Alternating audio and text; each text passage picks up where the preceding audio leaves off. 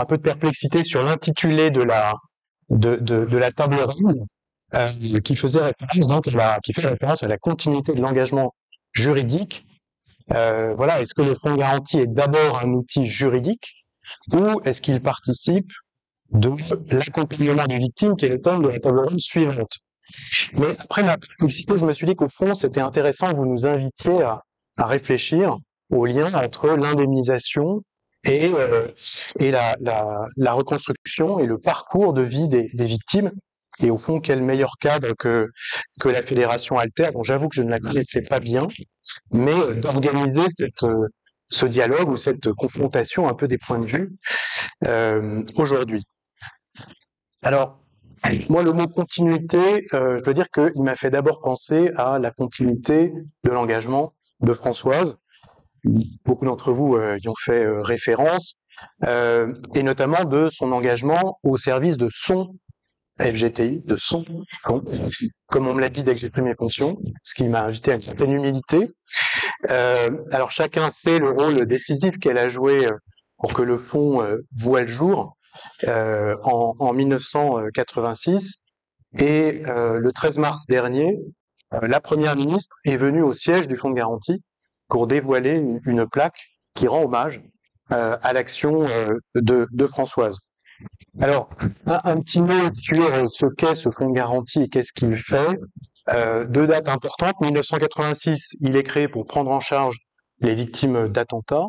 Et puis 1990, sa mission est élargie à l'ensemble des victimes de crimes de droit commun. Donc, là aussi, quelqu'un l'a dit très bien tout à l'heure, le fonds de garantie, il est là pour s'interposer entre la victime, qu'il va indemniser, et l'auteur, lorsque l'auteur n'est pas mort, n'est pas en fuite, vers lequel il va exercer ce qu'on appelle le recours subrogatoire. Mais évidemment, et malheureusement, nous ne recouvrons pas sur les auteurs ce que nous versons aux victimes, et c'est pourquoi le fonds de garantie est fondamentalement financé par la solidarité nationale. Le fonds de garantie, l'année dernière, et pardon pour ces chiffres qui sont toujours horribles, c'est 90 000 victimes d'attentats et surtout de crimes et de délits de droit commun, et notamment un nombre malheureusement toujours croissant de victimes de violences sexuelles, de victimes de violences conjugales. 350 collaborateurs qui sont mobilisés au quotidien pour prendre en charge ces victimes.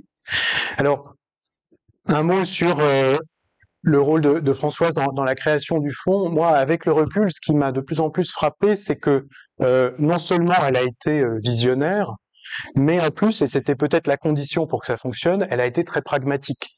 Parce que l'idée du fonds de garantie, c'est un nouveau fonds, le FGTI, mais adossé à un fonds qui existait déjà, qui s'appelle le FGAO, qui s'occupe des victimes d'accidents de la route lorsque l'auteur de l'accident n'est pas assuré ou a pris la fuite. Et donc, voilà, c'est une solution très pragmatique. Elle avait jugé à l'époque que le FGAO, c'est quelque chose qui fonctionnait. Eh bien, autant arrimer la prise en charge des victimes d'attentats et puis de crimes à quelque chose qui fonctionne. Alors, tout ça a eu juste comme petit inconvénient d'aboutir à un véritable ovni juridique, mais je vais vous épargner une longue dissertation sur le statut juridique du FGTI. Alors, j'ai eu la chance de travailler aux côtés de Françoise depuis ma prise de fonction en 2016. Bien évidemment à travers les échanges en conseil d'administration, puisqu'elle était une administratrice assidue, mais aussi dans des échanges plus directs, bilatéraux, notamment au téléphone. Elle m'appelait souvent, moi aussi, et parfois elle m'appelait alors que j'étais en train d'enchaîner ma 10e réunion de la journée, donc je ne prenais pas son appel, avec un intense sentiment de culpabilité, mais elle me laissait toujours le même message. Ça devait être vers 19h. Elle me disait, Julien, il n'y a pas de problème, rappelez-moi quand vous voulez ce soir, même très très tard, même demain samedi ou après-demain dimanche. Voilà, donc ça mettait une certaine pression à la rappeler. Je me souviens aussi d'un petit déjeuner de travail dans son appartement. Alors Françoise, ça a été dit aussi, elle était très pressante, elle était exigeante, mais c'était toujours pour la bonne cause et toujours avec le sens de l'intérêt général, comme quoi le sens de l'intérêt général n'est pas l'apanage des fonctionnaires. Elle en est, je crois, un bon exemple. Et puis toujours avec cette gentillesse et cette volonté de soutenir les équipes du fonds de garantie. Je crois pouvoir dire que nous avons fini par nouer des relations un peu de complicité. Je vous donne juste une anecdote que je garde en tête. C'était la veille d'une remise de décoration à Françoise par un président de la République. Alors je donnerai pas son nom, mais c'est un des deux entre l'actuel et le précédent. Et Françoise m'avait fait l'honneur de m'inviter. Elle m'appelle la veille en disant bon, il faut que ça serve à quelque chose. Qu'est-ce que je dois lui demander?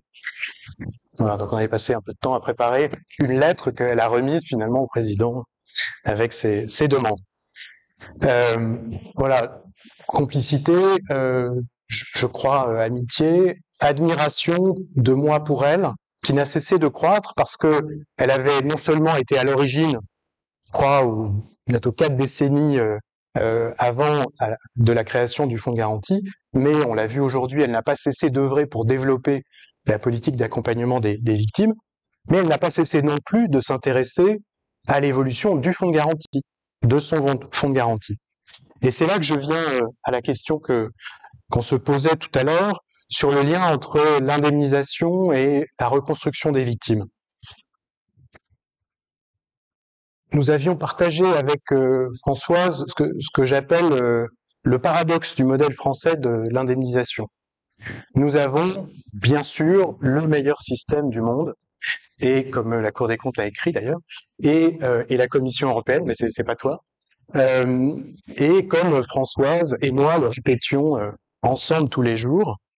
Et c'est à la fois vrai, et en même temps, ça ne doit pas dispenser de réfléchir à la manière de l'améliorer.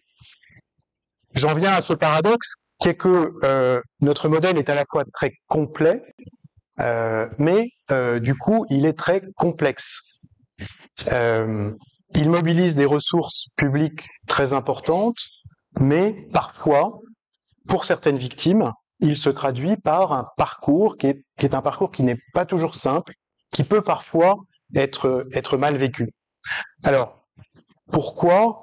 Je pense que ça renvoie au fondement même de ce droit de l'indemnisation français, qui repose sur le principe de la réparation dite intégrale, c'est-à-dire, et je parle sous le contrôle vigilant de mon voisin de gauche, qu'il s'agit d'identifier l'ensemble des impacts de l'attentat, mais du crime, de l'accident sur la victime, impact physique, psychique, matériel, pour tenter de l'indemniser, de le réparer, et je mets beaucoup de guillemets à ce mot qui est un concept juridique.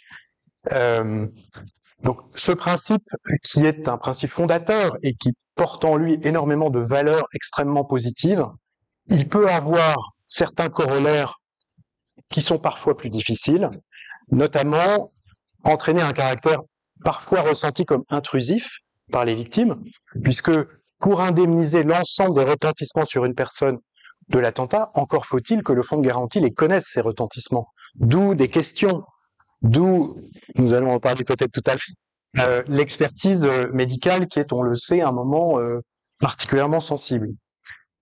Deuxièmement, c'est un processus, je le disais, qui est complexe, qui peut dans certains cas induire des lenteurs, notamment quand il y a plusieurs expertises à mettre en œuvre, somatiques, psy, etc. Et puis j'ajoute un dernier élément qui concerne ce qu'on appelle les préjudices extra-patrimoniaux,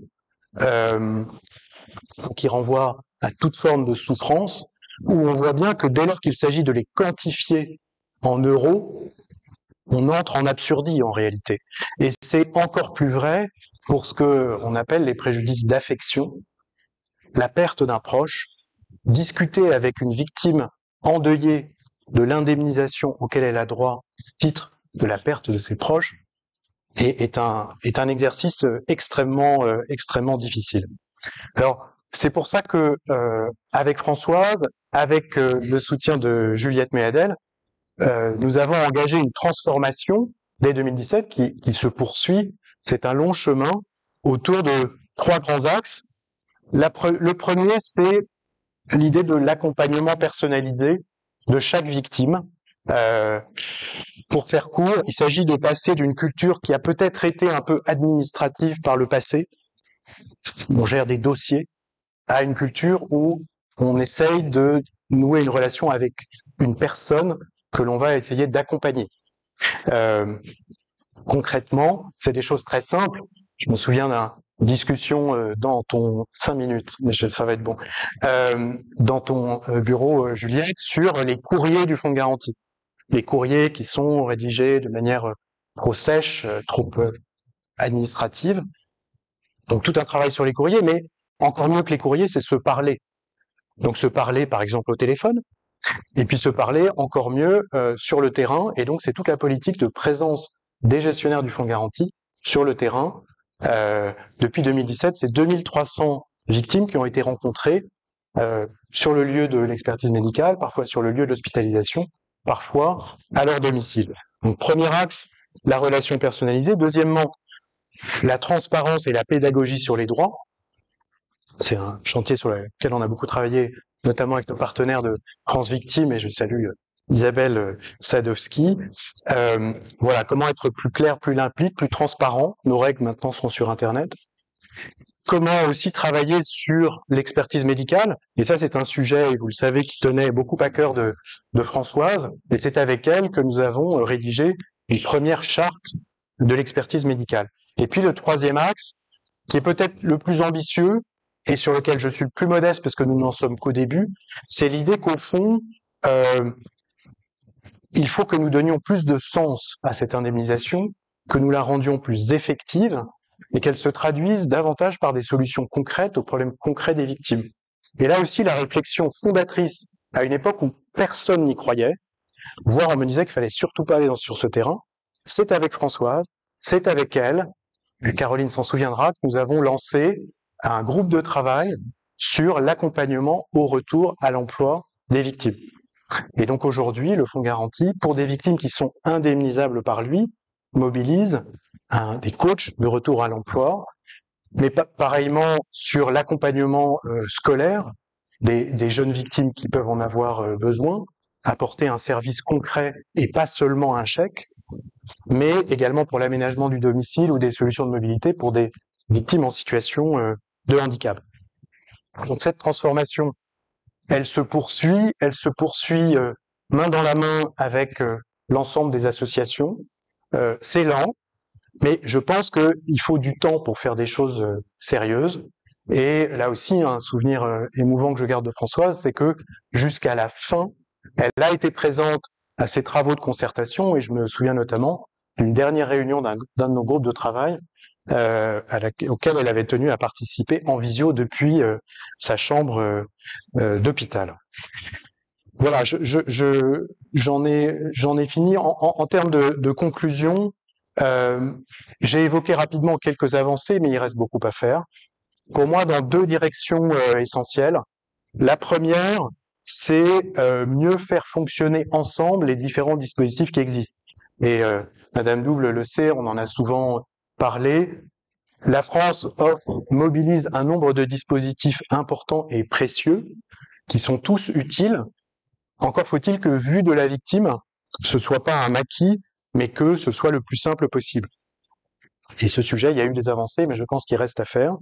Et puis le dernier point, c'est que, et je reviens à l'indemnisation,